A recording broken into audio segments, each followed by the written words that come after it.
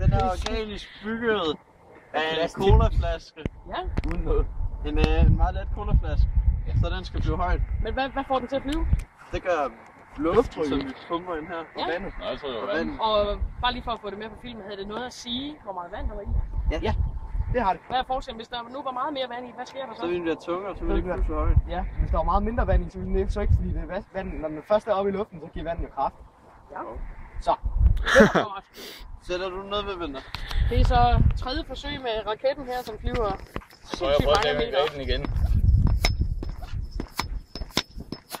Nu er den her gang her til over.